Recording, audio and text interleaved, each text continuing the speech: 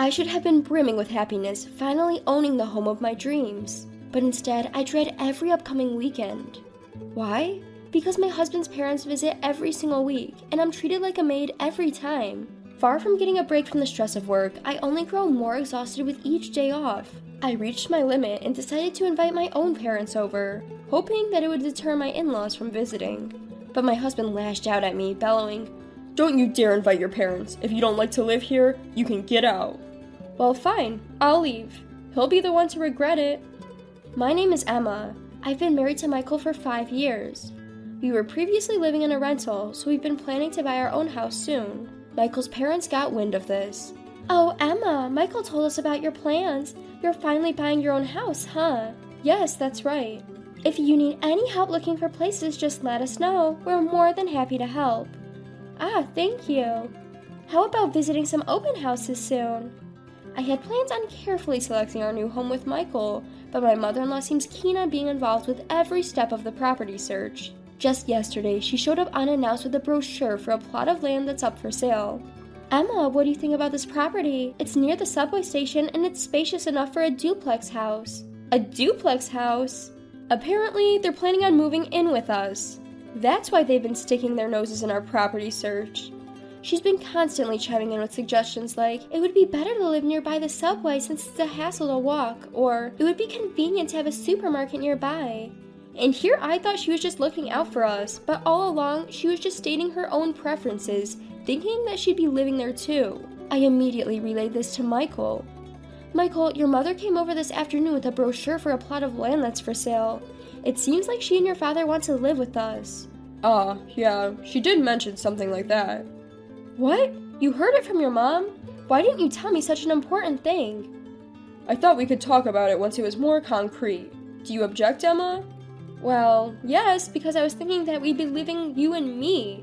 And besides, your mom and dad are still healthy, aren't they? I can't predict far into the future, but I think right now it would be best if we lived separately to maintain a good relationship." "I see. I understand how you feel, Emma."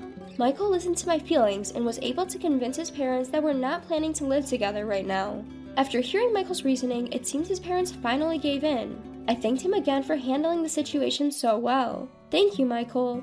"No problem, Emma. If you're against living with them, then we won't force it. Instead, let's have my folks visit our new home often after we move in." "Of course." After that, Michael and I found the perfect place, and we were finally able to get our own home. Once we moved in, his parents came to visit our new home right away. "Emma, congratulations on the move. What a nice house you have." It seemed that his mother was satisfied with our new home. "Please feel free to visit any time." I told her this with a gentle feeling, and that day, the 4 of us shared a meal around the dinner table. The following weekend, I suggested to Michael that we go buy some decorations for the living room, but he seemed disappointed and told me, "Can we postpone the shopping for another time?" "Do you have plans for the weekend?" "My folks said they wanted to come over." "What? They just visited last week." "Well, they seem to really like this house. You did say feel free to visit any time, right, Emma?" "Well, yes, I did say that, but..." "Could you make dinner and entertain them a bit?" After that, his parents started to visit our house every single week, and every time they visited, they became increasingly demanding.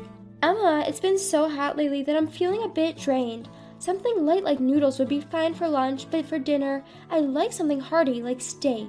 "Emma, do you know the new pastry shop near the station? It's all the talk around town, so I think it'd be perfect for dessert. Could you buy some?" They would come over early in the morning, boss me around, not help with any household chores, and then leave. From the second visit onwards, they would even assume that it was okay to stay over. "We're the type who enjoys a good breakfast, so could you have it ready for us first thing in the morning?" The demands of my in-laws kept escalating.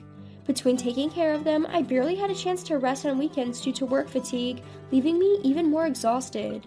I reached my breaking point and sincerely pleaded to my husband, Michael. "Michael, I really want your mom and dad to stop staying over at our place every weekend." "We can't help it. They said they want to come." "Well, you could just refuse them. Between working on weekdays and caring for your parents from morning till night on weekends, I have no time to rest." "Think about it. If we were living with them, it'd be every day, not just the weekends. Your in-laws originally wanted to live with us, but because you were strongly against it, we prioritized your opinion and they gave up on moving in. You should tolerate them coming over on weekends." Compared to living together, it might still be better. However, it was becoming unbearable to have this situation continue indefinitely. While I was troubled about what to do, I received a call from my mother. "Oh, Emma, are you doing well?" "Sorry, Mom, I haven't been calling you. I'm managing somehow." "Really? You sound down. Are you okay?" "Well, actually..." I told my mother that I had been troubled by my mother-in-law's frequent visits since moving. Upon hearing this, my mother sounded concerned and said, "That must be tough. I imagine you would be busily settling in after moving and buying necessary items, so I've been refraining from contacting you. Because my in-laws visit every weekend, I still hadn't invited my own mother to our new house. If I invite my mother, maybe my in-laws would refrain from coming over that weekend." That evening, I suggested this to Michael when he came home from work. "Hey Michael, I want to invite my parents over this weekend. Is that okay?" However, his response was unexpected. "No way, my parents already planned to come over this weekend." "But your parents have come over so many times already. My parents hadn't been over even once." "That's because your parents haven't said they wanted to come." "My mother has been considerate, waiting for us to settle down. She really wants to come." "Oh, really? Well then, invite your parents over when mine aren't coming. They've waited this long, they can wait a bit longer." "Don't you think it's strange to always prioritize your parents who are always over here? Can't your parents refrain next week?" "You're my wife now. It's only natural that we prioritize my parents. Anyway, tell your parents that this weekend is not good." "I don't want to do that. You should just not invite your parents." "If I can't call my parents because of that, then your parents don't have to come to my house anymore either. Since they've given you to me, they are prepared to not be able to see your daughter, right?" "Wait a minute, that's absurd. Why can't I invite my parents? Regardless of having a married daughter, isn't it natural for them to want to see their family?" Despite Michael's stubborn refusal, I made this proposition to him.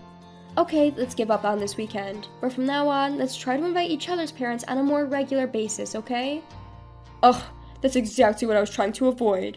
If you're going to suggest something that troublesome, we might as well not invite your parents at all. Let's end this conversation. "And we haven't resolved anything yet."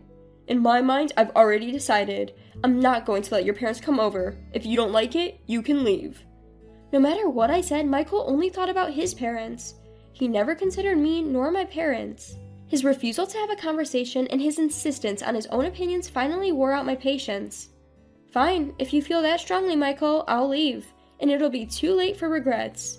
"Regrets? Haha, what on earth would I regret if you're gone? Just remember this, I won't recognize any apologies. Don't come crawling back wanting to return." Leaving a loudly laughing Michael behind, I headed home.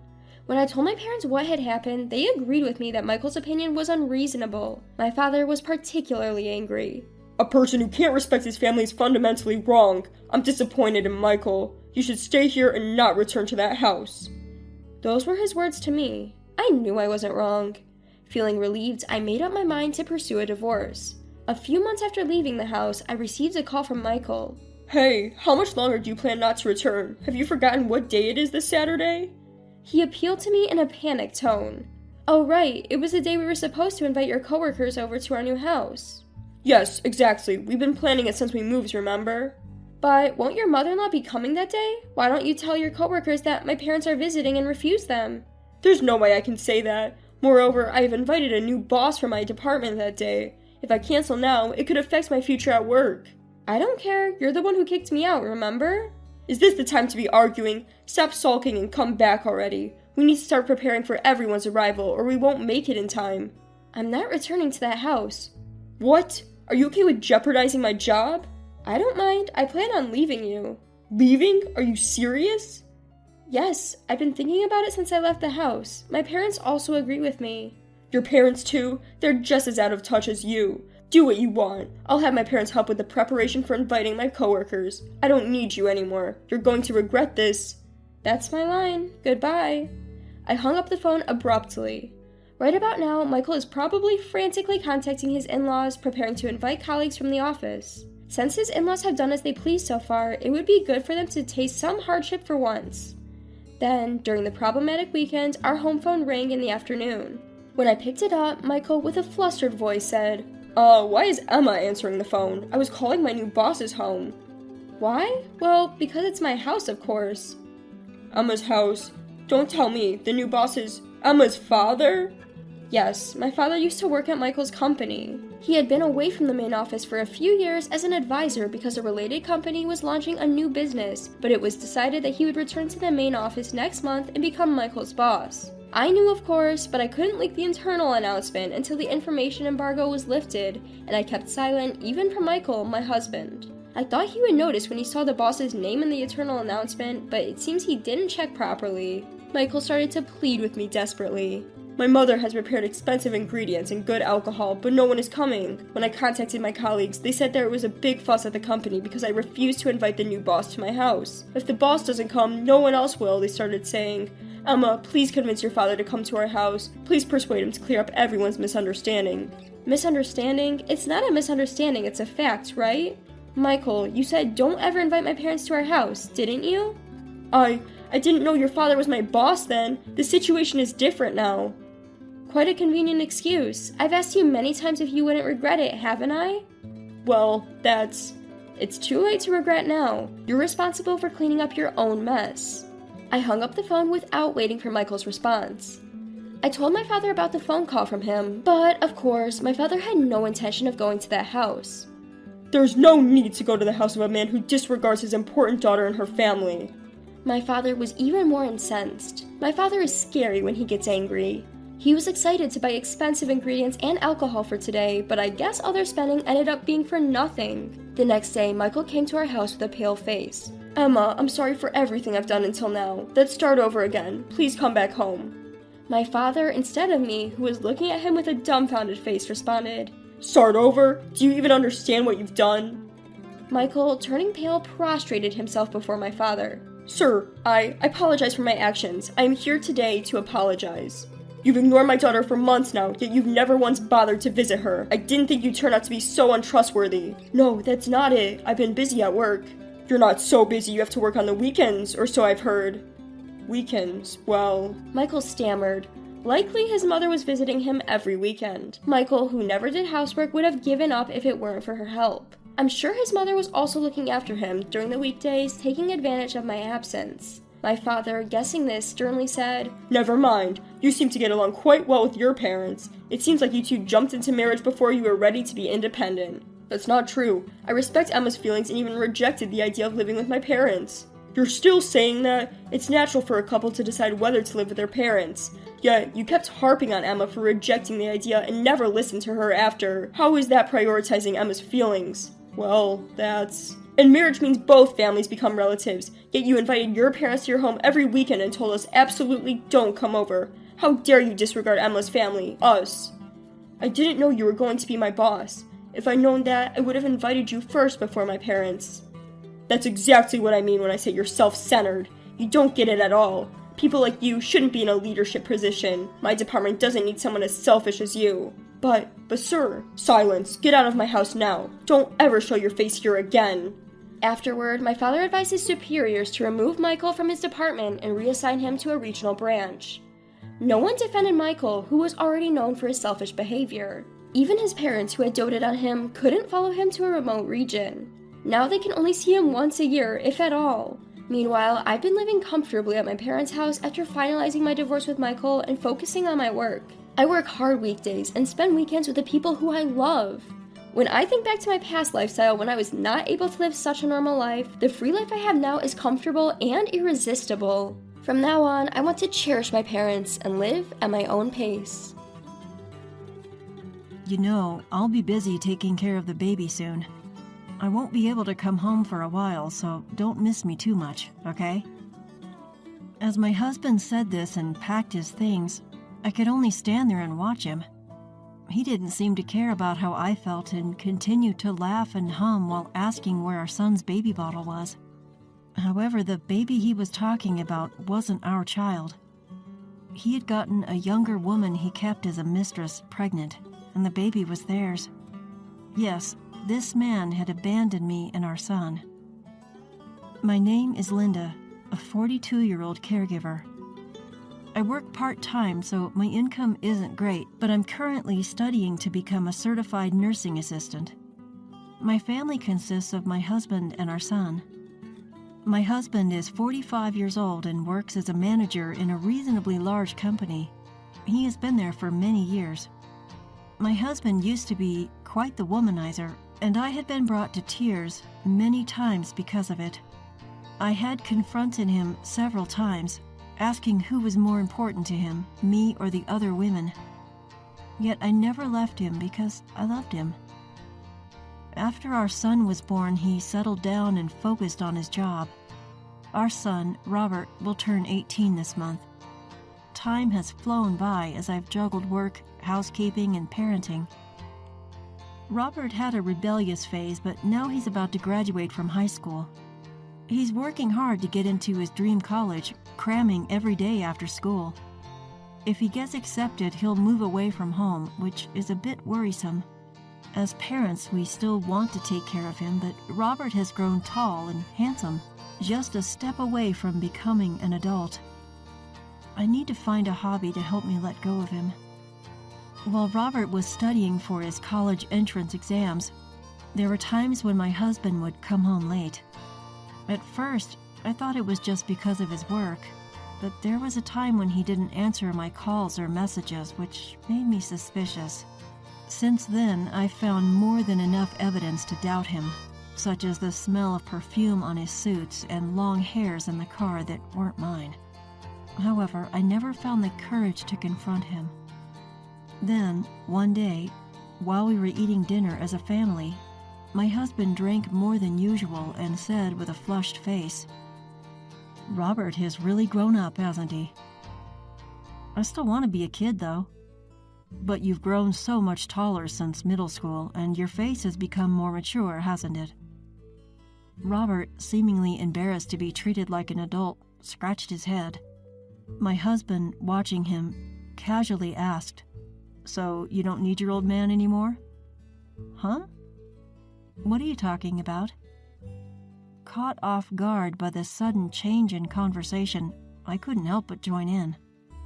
With both Robert and me looking at him suspiciously, my husband downed the rest of his beer and said, "Well, the thing is, my girlfriend is pregnant." The room went dead silent. What did he just say? Girlfriend? Pregnant? Not making any sense. I let out a dry laugh. "I think you've had too much to drink today." "No, this is a true story. I met her a year ago and we've been dating ever since. I was planning to keep it a secret, but it seems like we accidentally made a baby." I stood up quickly and covered Robert's ears. Robert didn't seem to follow, looking at his father with a blank expression. "Robert, go back to your room." "What? This is the last time we'll all be together. I haven't had much time to talk to Robert lately. Let him stay here a little bit longer." "How can you say that? I don't understand how you think it's okay for our son to hear this. And what do you mean by the last time?" In my anger, I raised my voice. I hugged Robert tightly in the spur of the moment. He's already in a sensitive period due to his upcoming exam, so I don't want him to hear this kind of conversation. But my husband didn't care and continued talking. "Well, I'm not coming home for a while because I'll be helping her raise the baby, you know?" I felt dizzy at my husband's words. So he had a mistress and made a baby with her, and he's only telling us now when the birth is close? I couldn't understand my husband's behavior, and I felt like I was going to lose it. We had been living together for over 20 years. There were honestly times when I hated him, but I felt reassured when I saw him taking care of Robert as a responsible father.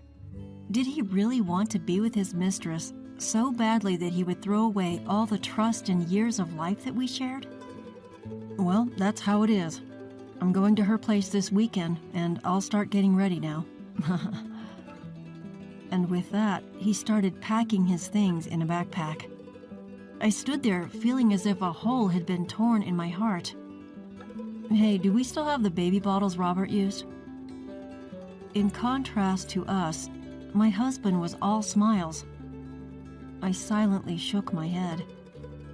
There was one thing left, but it wasn't saved for him and his mistress. It was saved for when Robert grew up so my husband and I could look back on our parenting together, praising each other and sharing memories.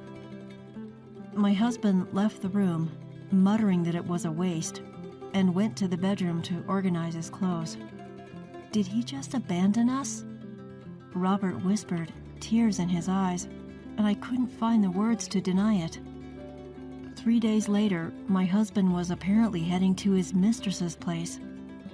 When I cried that I had actually once believed in him, he said, "I always wanted a second child, but you were always so busy, right? And while we were doing all that, we got older and older. I knew we couldn't have another one."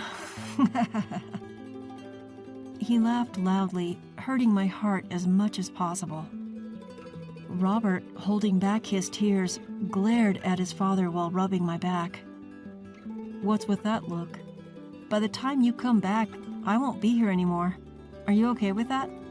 "Sure, you're an adult now, right? You've lost your childlike charm and you're not as cute anymore. I heard my girlfriend's baby is a girl, so I might like her even more than you." Robert lunged at his father. He flinched for a moment, but then glared back at Robert. "Ah, she's so young and cute, unlike you guys. I'm really looking forward to our future together." "Yeah, I get it now. You're the worst, Dad. At least now both Mom and I can make up our minds. We know what to do." I also speak up, following Robert. "You should know that there will be no home for you to return to anymore." My husband, with an annoyed expression, shakes off Robert's grip and leaves without even saying goodbye. Robert supports me as I feel my strength drain away. We didn't just sit idly by after hearing about my husband's mistress. We had already begun preparing our next moves. About 2 weeks later, my husband called. He laughed, saying that raising their daughter was going smoothly and that she was as adorable as he had hoped. He even sent a photo of the mistress holding the child, which started in me a simmering of rage. However, he had unknowingly provided us with evidence. I saved the photo and began recording the conversation, amazed at how foolish he was. Then, right on cue, my husband's mistress took the phone and began talking. "Are you the wife? I'm sorry I've taken your husband all for myself, but it can't be helped since we have a child together now, right?" LOL. Yes, raising a child can be tough. "I'm so glad you're understanding. When I first heard about you from your husband, I just thought you were a weak person who couldn't do anything but cry.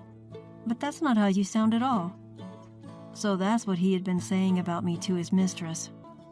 Half a year ago, such words would have deeply hurt me, but now I felt nothing. The love for my husband had long since disappeared. "You knew my husband was married with a child, and yet you still pursued him, right?" "I didn't know at first. Your husband always took off his wedding ring when we met, so when he finally told me, I was surprised. But my feelings for him didn't change. We'll be together forever." It's a good thing they're both so clueless. This would serve as evidence that the mistress knew my husband was married and still continued their relationship. While her words were infuriating, the payoff would be huge. And it would have been more difficult to take revenge if she seemed genuinely remorseful and troubled by the unplanned child. I told the two of them to do their best and hung up.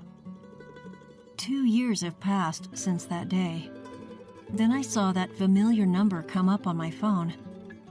I took a deep breath before answering. "Hey, how have you been? I'm coming home now, so make sure the house is clean, okay? Didn't I tell you back then that there's no home for you to return to? What are you trying to prove?" My husband sighed, sounding exasperated.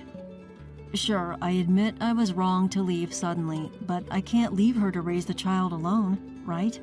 You were a mother too, so you should understand." He still doesn't get it. He really hasn't changed at all since that day. Maybe that's a good thing. It makes me feel confident that Robert and I were right to take care of ourselves. I think you misunderstand. There's literally no house for you to return to. I sold it. I could hear my husband gasping. I decided to break down everything that had happened for my clueless husband.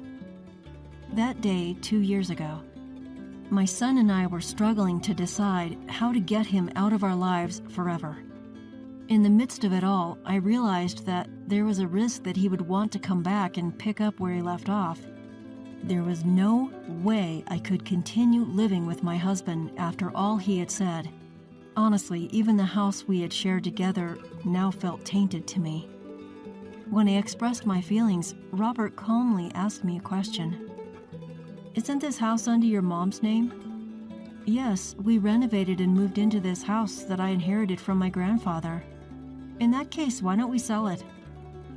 I was surprised by Robert's bold suggestion, but if I did sell the house, my husband would literally be unable to come back to it. Plus, the money could be used to hire a lawyer and a private investigator for the divorce process. Robert had been saving up for months so we could live without any worries. With that savings and a little more, it would be possible for me to move away with him. I accepted Robert's idea and began making preparations. Robert worked harder than ever in his studies, eventually getting accepted to a college far away, and I obtained certification as a nursing assistant. With this certification, my salary would be higher and I could work anywhere. And so we sold the house. Of course, we had obtained my grandfather's permission. My parents had passed away early and my grandparents had taken on the role of parents. When I explained the situation with my husband to my grandfather, he was furious.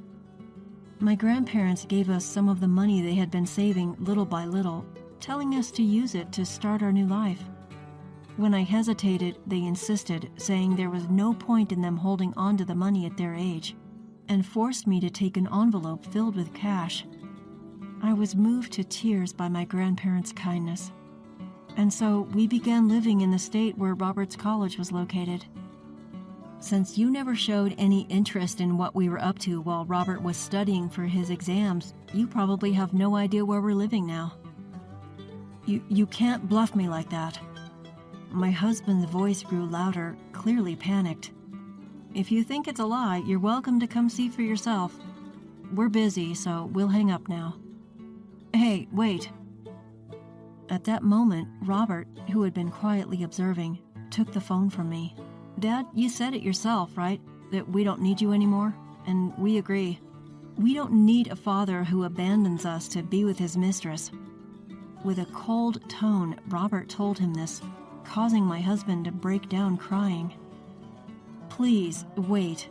I know I messed up, but don't abandon me. I took the phone back from Robert, ready to deliver the final blow. You might not be willing to agree to a divorce, but we're moving forward with the preparations anyway. Oh, and did you know that the alimony payments for getting your mistress pregnant during our marriage can be almost double the usual amount?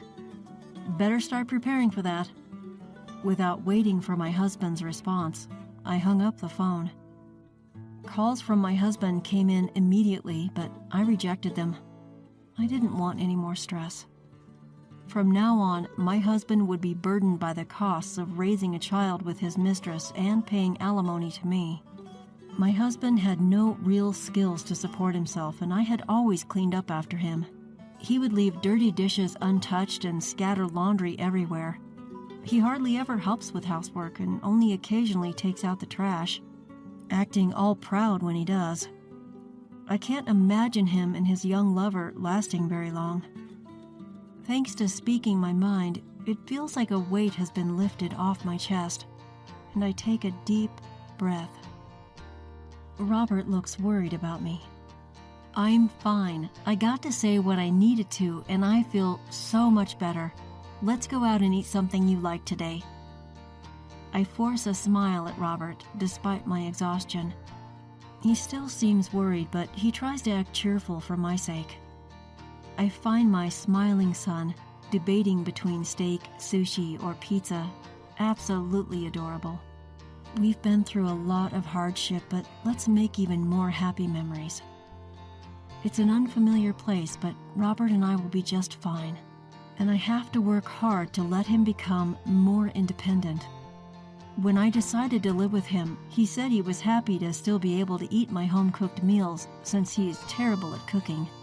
But from now on, when he has friends over or even gets a girlfriend, I'll be in the way.